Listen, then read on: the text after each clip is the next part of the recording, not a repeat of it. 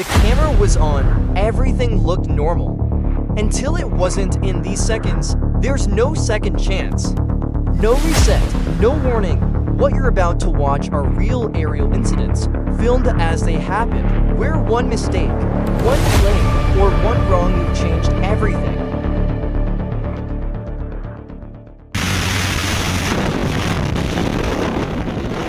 On an AFF Level 5 jump, this skydiving student has a typical dive flow, but he loses track of altitude and the instructor reminds him to pull. As the student reaches back to pull, he becomes slightly unstable and ends up pulling the pilot chute behind him instead of straight out to the side for a clean deployment, which causes the bridle to wrap around his foot. Just before the student flips onto his back to try to clear the entanglement around his foot, the D-bag comes out of the container and the lines get entangled with his legs once he's on his back. A very messy situation for any skydiver, let alone a student. Luckily, he was able to cut away and deploy his reserve parachute by 3,000 feet.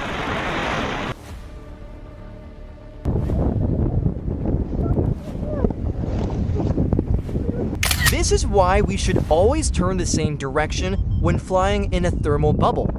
There was already a near miss early on, and that should have been the moment to leave the bubble. The other pilot was taking far too much risk by staying.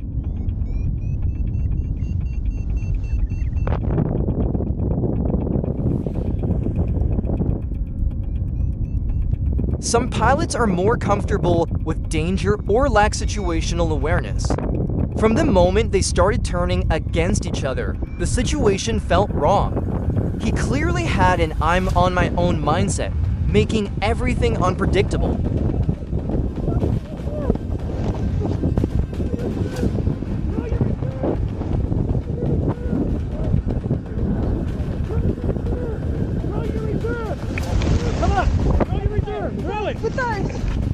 Lady didn't panic and immediately started knitting a new reserve from a big ball of yarn she brought with her for the flight.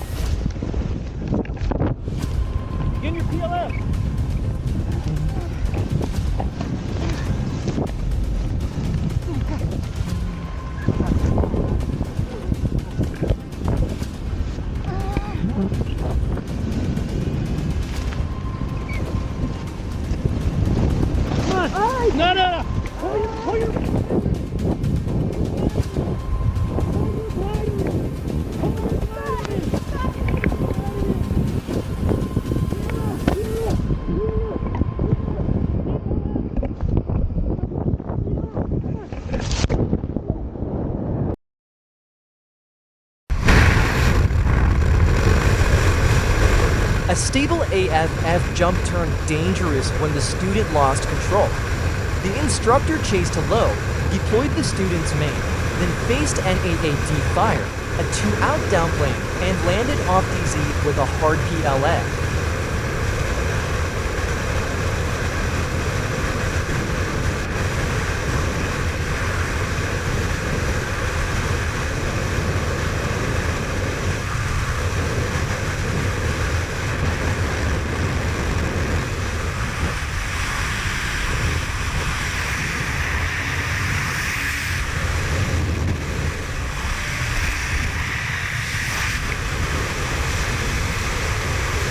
Why it happened?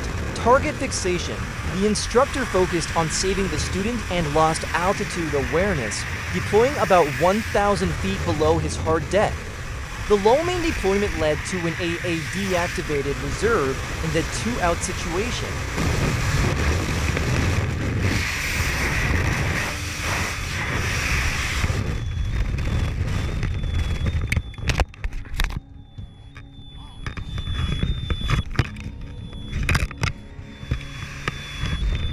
how it could be prevented: altitude awareness.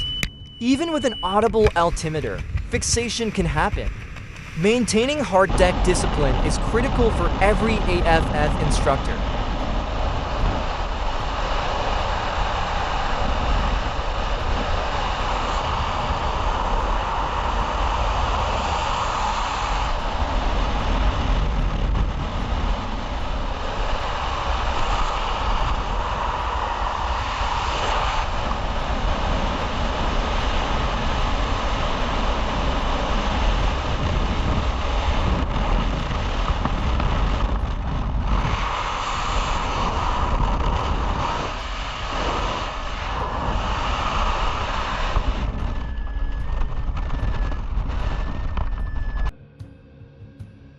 Both the main and reserve parachutes became tangled around his leg. He was falling with no working canopy, his leg trapped in the lines, unable to free it. He cut away and pulled the reserve, but the cutaway barely helped. After the first violent spin, everything blurred. The rotation was so fast he felt himself slipping toward unconsciousness. He almost closed his eyes and pulled. When the main finally released, the grip around his leg was still too tight to escape.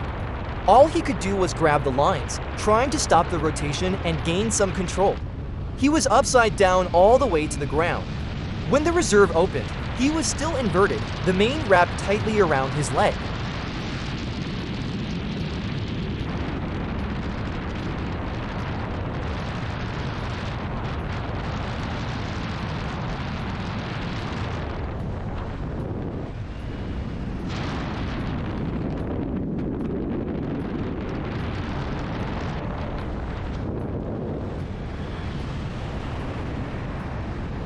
He hit the ground on his back, one leg tangled in lines, hands gripping whatever he could. No flare, it felt like falling from a second-story balcony. Gross broke the impact, but his entire body was sore. More than once, he gave up, thinking there was nothing left to do. But every time he looked down and saw he still had altitude and time, he tried again and again until something finally worked. Oh, you okay, Maddie? Maddie, you okay? I think so.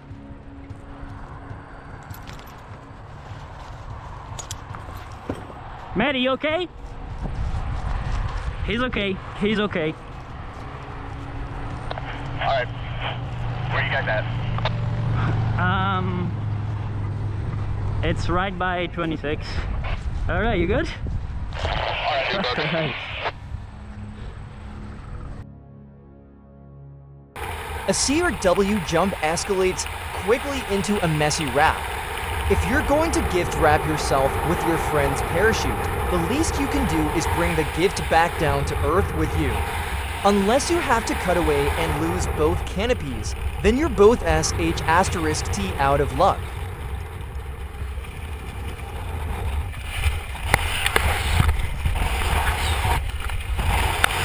Alright, this is bad!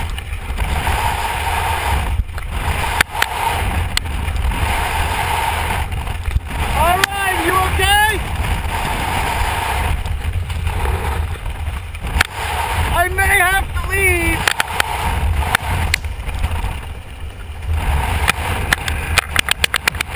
You alright? You alright? I'm gonna go now! Bye-bye!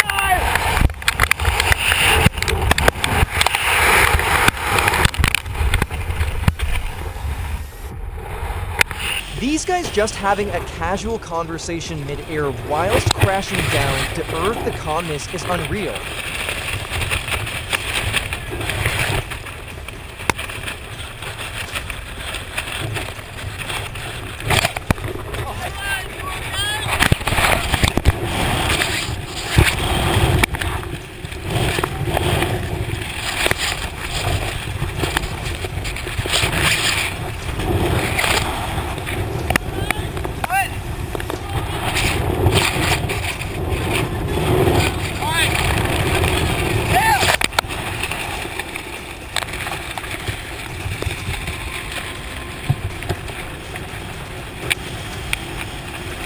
Doing CRW with an RSL connected is, bold. but chopping while entangled in someone else's mane without disconnecting the RSL first is a whole nother level.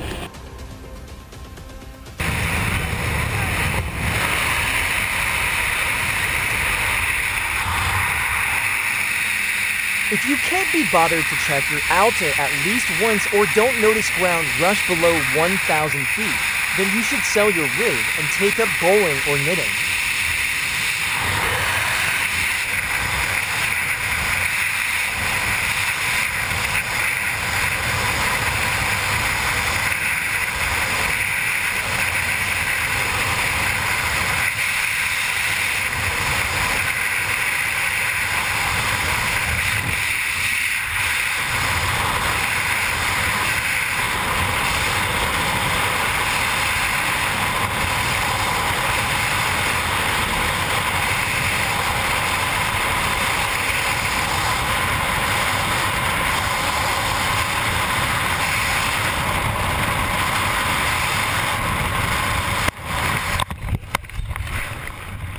Unfortunately, there's no cure for stupid, but luckily there are AA dis, and the double Cypress fire is what saved both of their asses. I especially love the altitude awareness once he lands. Yes, sir, you are at 0 feet. Oh, and the icing on the cake. They found both free bags, tangled together. Every one of these moments ended differently. Some walked away, some didn't.